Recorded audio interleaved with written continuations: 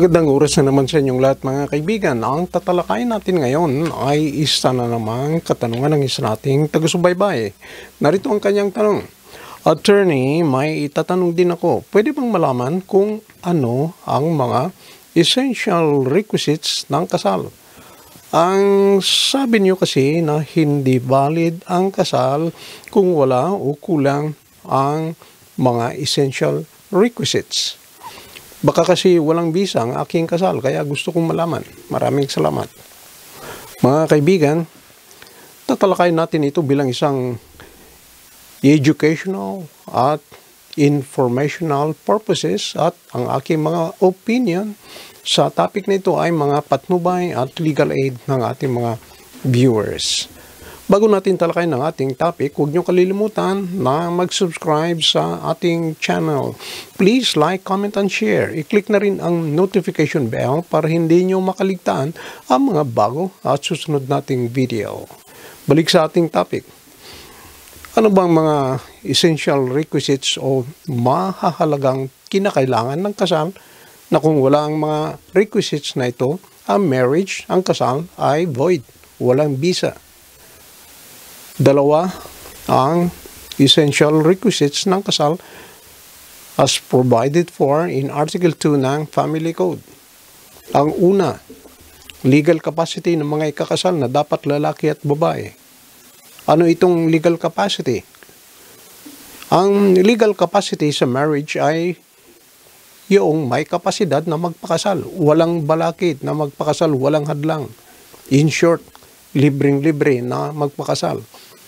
Gaya ng isang tao na dapat hindi bababa sa minimum na edad na kinakailangan sa ilalim ng batas. Kung ang isa o ang dalawang ikakasal ay wala pang edad na 18, ito ay maliwanag na wala silang legal capacity na magpakasal dahil nakasaad sa Article 5 ng Family Code na sino mang lalaki o babae sa edad na 18 o pataas ay maaaring magpakasal. Isa pang halimbawa na walang legal capacity ay kung may buhay pang asawa. Kasal pa ang isa o yung dalawang ikakasal at hindi pa napuputol o kaya napapawalang bisa, hindi pa na-annul ang kanilang kasal. Wala pang deklarasyon ng korte na ang asawa ay nawawala at ipinapalagay na itong patay na. Wala silang legal capacity na magpakasal. Ganon din, ang mga ikakasal ay hindi maaring magkadugo. Halimbawa, walang legal capacity kung ang mga ikakasal ay sa pagitan ng stepdad at stepdaughter o kaya stepmother at stepson o kaya first cousin. Ito ay walang legal capacity. Ang isa pang walang legal capacity ay yung kasal sa pagitan ng inampon, legal na inampon, at yung legitimate na anak ng nagampon. Walang legal capacity.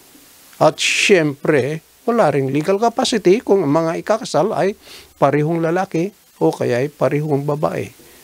Yan ay mga halimbawa ng legal capacity. Ang pangalawang essential requisite ng kasal ay consent. Freely given in the presence of the solemnizing officer. Ang consent, ito ay dapat malayang pagbibigay na magpapakasal sa harapan o presence mismo ng solemnizing officer.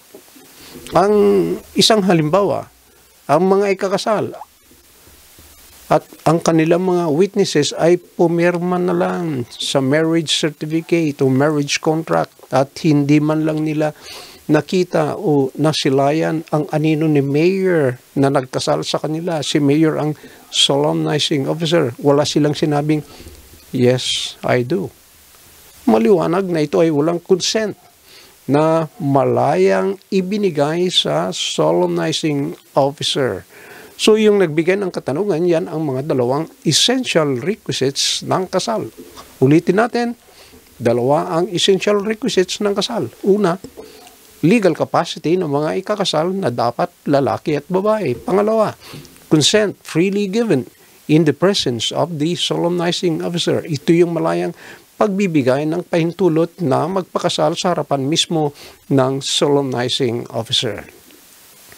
Mga kaibigan, hanggang dito na lamang ating talakayan. Sana meron kayong napulot na kaunting kalaman sa ating discussion. Bago tayo magtapos, shoutout muna tayo kina Bert Junbo Okinawa Corpus, Romy Salinga, happy birthday kay Jim Thomas Alberto II sa February 16.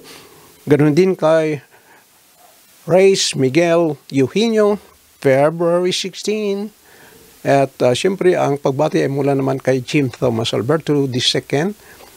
Happy birthday sa ating kaibigan na si Ruben Dong Mendoza and sa ating anak na si Raiden Ridela, February 17. Maraming salamat sa inyong panonood.